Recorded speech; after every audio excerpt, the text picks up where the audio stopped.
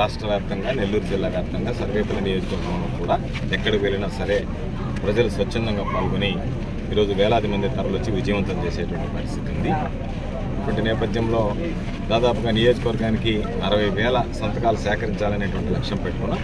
ఈరోజు దాదాపుగా 60,000కి సంబంధించినటువంటి సంతకాలు పూర్తిగా వచ్చాయి. మరో 40,000 కూడా ప్రజలు సిద్ధపడేటువంటి పరిస్థితి ఏర్పడింది. దాదాపుగా 1,00,000 సంతకాలకు కూడా ఈరోజు మేము ముందుకు వస్తున్నాము అని చెప్పి ఈరోజు ప్రజలందరూ కూడా ముందుకు వచ్చేటువంటి పరిస్థితి ఏర్పడింది. ఇటువంటి నేపథ్యంలో ఈరోజు 1 కోటి సంతకాల సేకరణ, మెడికల్ కళాశాల ప్రైవేటీకరణ అనేది చంద్రబాబు నాయుడు తీసుకున్నాడో ఆ నిర్ణయానికి సంబంధించి నిరసన ప్రజల్లో ఎంత పెద్ద ఎత్తున ఉంది అనేటువంటిది ప్రత్యేకంగా చెప్పాల్సినటువంటి అవసరం లేదు. అయితే ఈరోజు రాష్ట్ర వ్యాప్తంగా ఎన్నో రకాలైనటువంటి హామీలు ఇచ్చి ఈరోజు ఆడబిడ్డ నిధి కింద ఒక్కొక్క 18 సంవత్సరాలు నిండినటువంటి వాళ్ళకి 1,500 లెక్కన సంవత్సరానికి 18,000 ఇస్తానని చెప్పి ఈరోజు చంద్రబాబు మాట మార్చారు. ₹1 కూడా ఇచ్చినటువంటి పరిస్థితి లేదు. నిరుద్యోగులు నిన్నటి నిలువున మోసం చేశాడు. 3,000 రూపాయలు ప్రతి నెల ఇస్తాను, సంవత్సరానికి 36,000 నుంచి జూన్ 2024 నుంచే ప్రారంభిస్తానని చెప్పి ఈరోజు అన్నదాత సుఖీభవ కేంద్ర ప్రభుత్వ నిధులతో సంబంధం లేకుండా 20,000 ఇస్తానని ఈరోజు కేంద్ర ప్రభుత్వ నిధులతో కలిపి 20,000 ఇస్తూ ఆ 20,000 కూడా 40,000 రూపాయల రైతులకు 2 సంవత్సరాలకు ఇవ్వవలసి ఉంటే 5,000 రూపాయలు చేతిలో పెట్టాడు. ఉచిత బస్సు అని చెప్పి బస్సుల పెద్ద మహిళల్ని నానా హింసలకి గురి చేస్తున్నాడు. ఈరోజు ఉచిత గ్యాస్ సిలిండర్ ఇస్తానని చెప్పి ఆ గ్యాస్ సిలిండర్ పథకంలో కొంతమందికి డబ్బులు పడ్డాయి, కొంతమందికి పడలేదు. సిలిండర్ ఇవ్వకుండా నేను డబ్బులు వేస్తానని చెప్పి మాట మార్చి మోసం చేశాడు. ఈరోజు వీటన్నిటితో పాటు ఎంతమంది పిల్లలు ఉంటే అంతమంది పిల్లలకి జగన్మోహన్ రెడ్డి గారు ఇచ్చినటువంటి అమ్మఒడి పథకానికి పేరు మార్చి తల్లికి వందనం అని పెట్టి ఈరోజు ఒకరికి 9,000 పడ్డాయి, ఒకరికి 8,000 పడ్డాయి, మిగతా వాళ్ళకి డబ్బులు పడతాయి అంటున్నారు.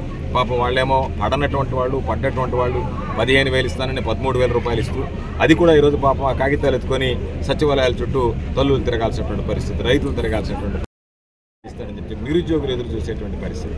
కాబట్టి ఒక పక్క ప్రజలకు ఇస్తానన్నటువంటి సంక్షేమ కార్యక్రమాలు అమలు చేయకుండా మోసం చేసి ఈరోజు మరొక పక్క ప్రజలకు సంబంధించినటువంటి ఆస్తిని ప్రైవేటు వ్యక్తులకు కట్టబెట్టి ఈరోజు ముడుపులు మింగాలనేటువంటి దుర్మార్గం అనేటువంటి ఆలోచనకు శ్రీకారం చుట్టాడు. కాబట్టి ప్రజల్లో పెద్ద ఎత్తున నిరసన తెలిసారు. జగన్మోహన్ రెడ్డి గారి నాయకత్వాన్ని తిరిగి కోరుకుంటున్నారు. జగన్మోహన్ రెడ్డి గారు చేసినటువంటి అభివృద్ధి సంక్షేమ కార్యక్రమాలు కొనసాగించాలనేటువంటి లక్ష్యంతో ఈరోజు రాష్ట్రంలో ఉండేటువంటి ప్రజలందరూ కూడా ఒక నిర్ణయానికి రావడం జరిగింది.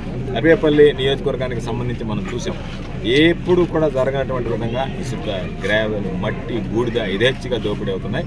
చివరికి తాను చెప్పినటువంటి కాంట్రాక్టులు తనకు ఇవ్వలేదు అని చెప్పి థర్మల్ విద్యుత్ కేంద్రం ప్రభుత్వ జెన్కో మీదనే ఈరోజు చంద్రమోహన్ రెడ్డి మనుషులను పంపించి దాడులు చేయించాడు.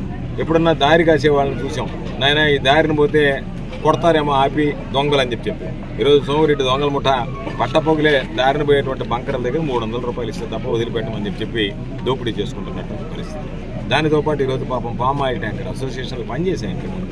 ఏదైనా సరే వాళ్ళకి సంబంధించి మెయింటెనెన్స్కి ఏదైనా ఖర్చులకు తీసుకొని స్థానికంగా ఉండేటువంటి వాళ్ళకి ఇబ్బందులు లేకుండా చేస్తే ఈరోజు స్థానికంగా ఉండేటువంటి వాళ్ళని గాలికి వదిలేసి బయట వాళ్ళకి సంబంధించి ఇబ్బడిగా డబ్బులు వసూలు చేస్తా డబ్బు సంపాదించాలనేటువంటి ఆలోచన ఎప్పుడు కూడా అసోసియేషన్ అనేటువంటిది పామాయిల్ అసోసియేషన్ ఎప్పుడున్నా అక్కడ ఉన్నటువంటి పామాయిల్ ఫ్యాక్టరీలకు సంబంధించి స్థానికంగా ఉండేటువంటి వాళ్ళు ఆయిల్ ట్యాంకర్లు పెట్టుకుంటే వాళ్ళకి అన్యాయం జరగకుండా వాళ్ళని మొదటి సీరియల్ వేసి దాని ప్రకారం ఇవ్వాలనేటువంటి వాళ్ళకు ఉన్నటువంటి లోకల్స్కి ప్రాధాన్యత ఇవ్వాలి, ప్రాధాన్యత క్రమంలో ముందు వాళ్ళని ఉంచాలనేటువంటి లక్ష్యంతో ఏర్పాటైనటువంటి అసోసియేషన్ కాస్త చంద్రమోహన్ రెడ్డికి ఆదాయ వనరులుగా ఈరోజు మలుచుకోవడం జరిగింది.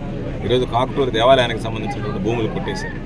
ఈరోజు 20 అంకణాల స్థలం ఏదైతే ప్రభుత్వ భూమి ఉందో వెంకటాచలంలో దాన్ని కొట్టేయడానికి రాజేశ్వరం తొలగిస్తే రాజేశ్వరం ఉంటే సంతకం పెట్టదు కాబట్టి దానికి పంచాయతీ తీర్మానం అవసరం కాబట్టి రాజేశ్వరం మనం తొలగించి ఈరోజు ఆ వెంకటాచలంలో ఉన్నటువంటి ₹1,00,00,000 విలువైనటువంటి భూమిని కొట్టేయాలని చూస్తున్నారు.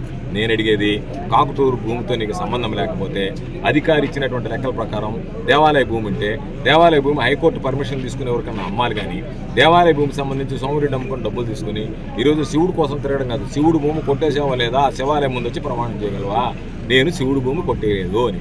నువ్వు అభిషేకాలు చేస్తే శివుడు మామూలుగా ఎన్ని మోస్తివి, ప్రతి ఒక్కటి దగ్గరికి పోతివి, ఎక్కడికి పోయినా కూడా వేషాలన్నీ వేస్తేవి, వారణాసికి పోయి అభిషేకం చేస్తేవి, నేను శివుడు భక్తుడని చెప్పి